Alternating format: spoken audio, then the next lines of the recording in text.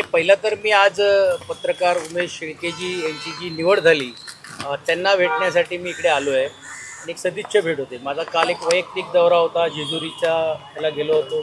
परंतु जेजुरी आणि माझा संबंध हा खूप जुना असल्यामुळे तिकडच्या डेव्हलपमेंटसाठी अगोदर ज्यावेळी शासनामध्ये आम्ही होतो त्यावेळी काही निधीची तरतूद आपण करण्याचं काम केलं, तर प्रत्यक्ष निधी आली नव्हती. नंतर आता आमच्या शासनाने जे निधी दिले त्याचा एक आढावा आपण देखील विश्वस्तांना विश्वासात घेऊन आणि तिकडचे असलेले आमचे विजयबापू शिवतरे आहेत त्यांच्याकडनं घेण्याचं काम केलं. आणि मग सासवडला नगरसेवकांची बैठका होत्या, भोरला एक कार्यक्रम होता आणि नंतर मग आज पत्रकार संघाचे जे नवनिर्वाचित सर्व पदाधिकाऱ्यांचा आमच्या सर्वांच्या वतीने सत्कार नियोजित करण्याचं काम केलं आहे. स्वाभाविकच आहे ते मी राज्याच्या विधान परिषदेचा उपसभापती असतो तरी देखील पक्षाचा पण एक कार्यकर्ता आहे आणि अगोदर पण मी शिवसेनेच्या बैठकीसाठी येत होतो आणि आताही शिवसेनेच्याच बैठकीसाठी मी चाललो आहे.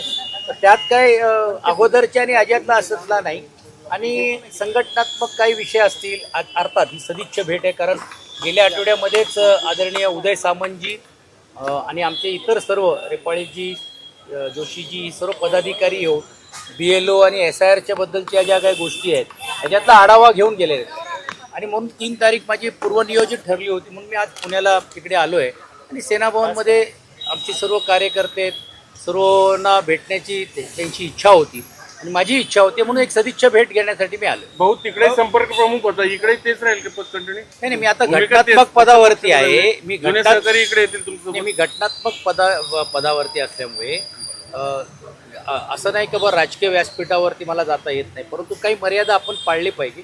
परंतु आता मी पक्षाचा एक प्रतिनिधी आणि पहिल्यांदा पुण्यामध्ये आलो तर स्वाभाविकच आहे सेनाभवनमध्ये जाणं हे माझं एक कर्तव्य आणि त्या लोकांची इच्छा आहे की माझी स्वागत करण्यासाठी. पण एक गोष्ट नक्की आहे संघटनात्मक ज्यावेळी पक्ष वाढवून आपल्याला जर काय करायचं असेल तर ते करू. आणि त्याची सुरुवात माहितीसाठी सांगतो की बारामती जिल्ह्याच्या जिल्हा प्रमुख राजेंद्र काळे, इंदापूरचे तालुका प्रमुख आणि बाकीच्याही सर्व लोकांनी आदरणीय एकनाथ शिंदेजींच्या उपस्थितीमध्ये ठाण्यामध्ये ऑलरेडी या अगोदर प्रवेश घेतलेलेच आहे. पण परत एकदा मला सांगायचं की मी काय पक्ष फोडून इकडे ताकद वाढवण्यासाठी आलो नाही आहे.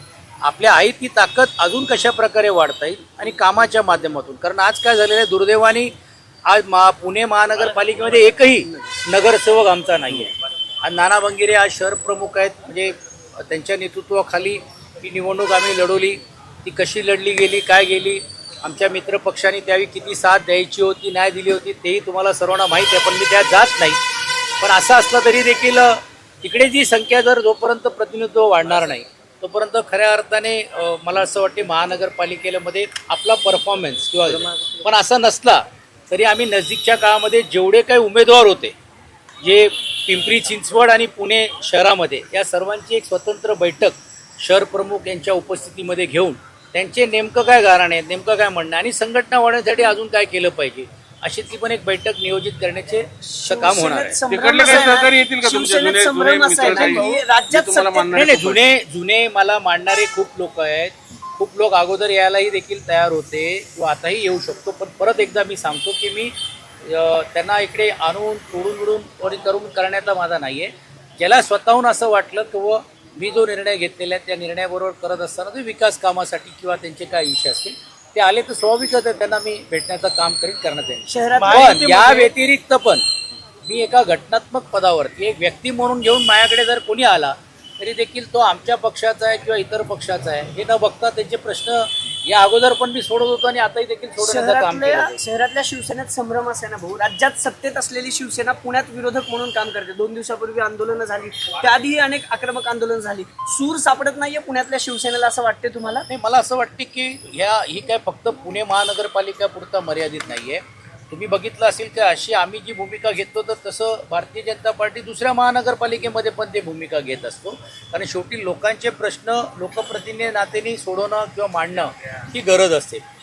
पण एक गोष्ट नक्की आहे की संघटनात्मक ज्यावेळी एक प्रशासनाच्या वरती एक धाक असली पाहिजे या दृष्टिकोनातूनच तो त्यांचा मोर्चा असावा. अर्थात मला काय त्याच्यातली अधिकची माहिती नाही आहे, परंतु पुढे देखील लोकांच्या प्रश्नासाठी असेल तर रस्त्यावरती त्यांना उतरावंच लागेल. कारण लोकांनी त्यांना विरोधी पक्ष म्हणून घेऊन भूमिकेतून ठेवण्याचं काम केले. लोकप्रतिनिधी निवडून न आल्यामुळे स्वाभाविक आहे की लोकांना ही अपेक्षा असेल की ठीक आहे, आम्ही ज्यांना निवडून दिलं त्यांनी चांगलं काम केलं तर तुम्ही स्वागत करा, पण जर चांगलं काम होत नसेल तर ते नजरेत आणून देण्याचा, अर्थात त्याचा नजरेत आणून देण्याची पद्धत, हा मोर्चा असलं पाहिजे, शिष्टमंडळ भेटून करायला पाहिजे, हा नंतरचा भाग, पण ते केलं पाहिजे. पण मला असं वाटते मी यायच्या अगोदर हा मोर्चा निघाल्यामुळे परत मोर्चा काढण्याची त्यांच्यावरती वेळ येऊ नये असाही विचार सर्व राज्यातले असलेल्या मित्रपक्षांनी मिळून केलं पाहिजे अशी आमची अपेक्षा आहे. भाऊ, या सरकारमध्ये ओबीसीना स्पेस मिळत नाही म्हणून नाराजी आहे. स्वतः पंकजा मुंडे म्हणाले की मला निवृत्ती घ्यावीशी वाटते.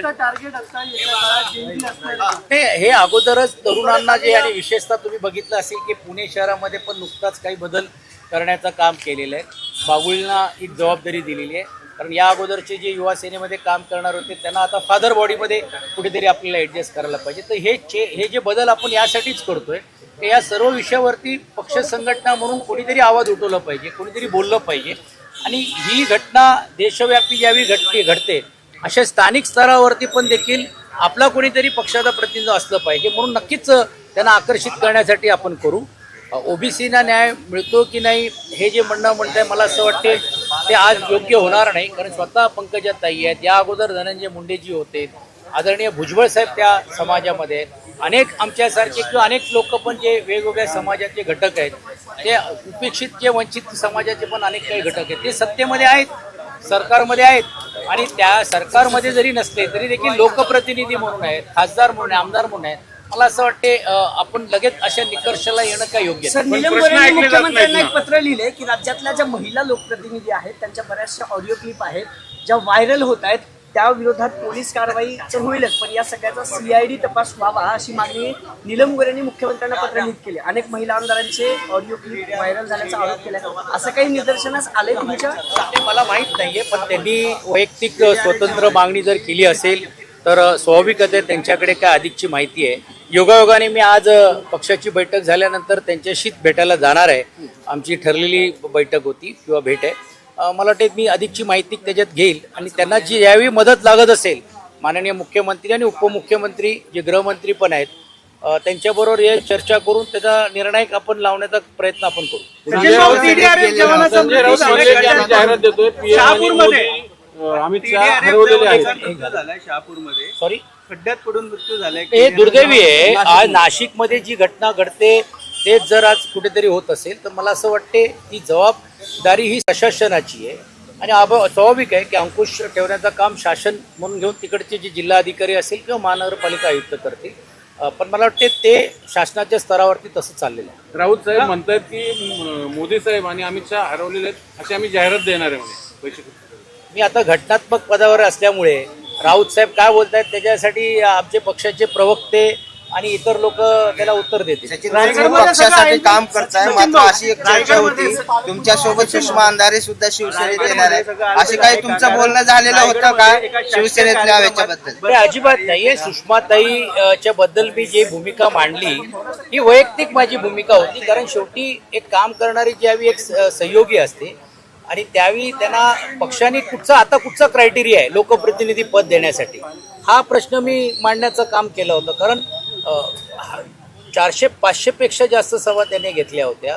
एवढंच नाही तर पुण्यामध्ये असेल, बीडमध्ये असेल, मराठवाड्यात असेल, आणि त्यावेळीच्या शासनाच्या समोर जे काही विषय यायचे विरोधातले ते मांडण्याचं काम केलं होतं. आणि म्हणून मी स्वाभाविक प्रश्न विचारला, पण माझी अशी कुठची त्यांची चर्चा नाही.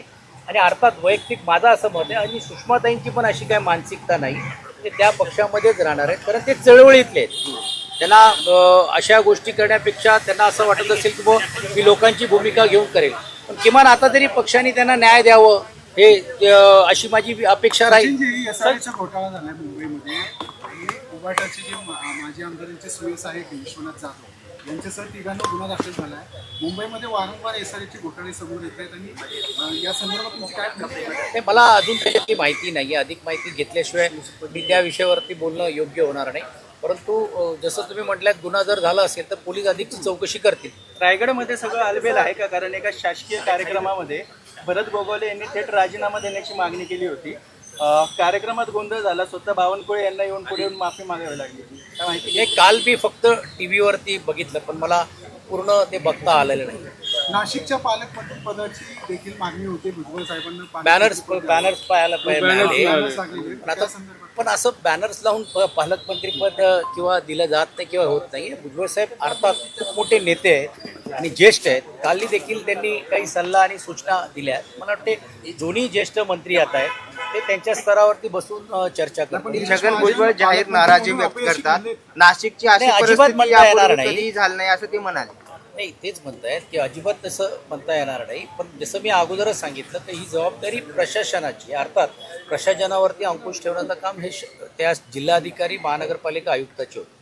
साहेब, नीटच्या पेपर फुटीनंतर राज्यात ना 3 पेपर सलग फुटले. म्हणजे टीईटीचा तर सगळा घोटाळा झाला.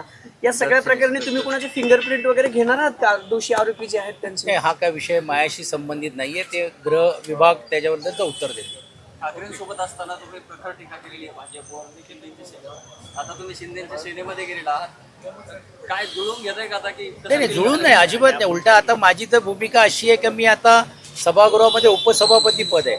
जिकडे मला असं वाटलं योग्य असेल तर मी शासनाचा निश्चित कौतुक करेल. जिकडे मला असं वाटते की बा काही गोष्टी आपण सूचना देऊ शकतो तर मला वाटतं ती जी भूमिका मी रस्त्यावर उतरून मांडत होतो. आता सभागृहाचा उपसभापती या नात्याने सरकारला सल्ला देणे किंवा सरकारला विनंती करणे किंवा सरकारकडनं करून घेणे ह्याच्यामधला फरक तुम्हाला जाणवत असेल. आणि म्हणून तुम्ही बघता की आल्याच अनेक काही विषयाला चालना मिळते. मी स्वतः ज्यावेळी कार्यालयात बसतो 8-8, 12-12 तास लोक येत आहेत.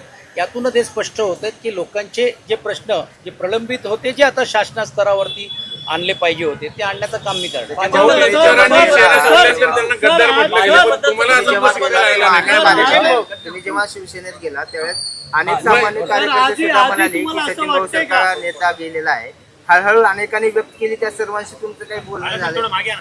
कोणावर सगळ्या कार्यकर्त्यांसमोर नाही बघा, मी ज्या बरोबर संघटनेमध्ये काम करत असताना मी कुटुंब म्हणून घेऊनच त्या सर्वांबरोबर वागलो आणि जीवातले संबंध आहेत. तर अनेकांचे संबंध माझे कालही होते, आजही होते. आणि ते फक्त मी आता ज्या पक्षातून आलो म्हणून त्यांच्याबरोबर नाही. म्हणजे आता ह्याच्यानंतर मला अंकुशराव काकडे भेटायला येणार आहेत.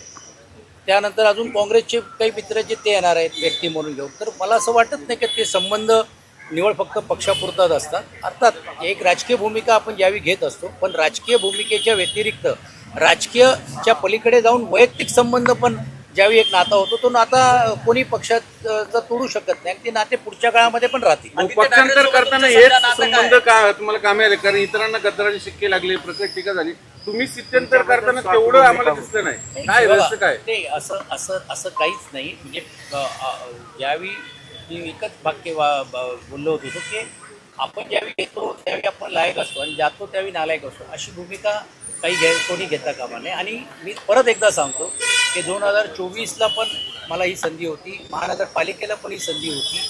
हे अशा भूमिका होत्या. पण मी कुठची त्यावेळी भूमिका घेतली की निष्ठेने प्रामाणिकपणे काम करण्याचा प्रयत्न त्यावेळी केलेला आहे. आणि तुम्हालाही माहीत असेल की आपण सर्वजणच मला गेल्या 4-5 वर्षापासून संघटनात्मक कव्हर करत होता.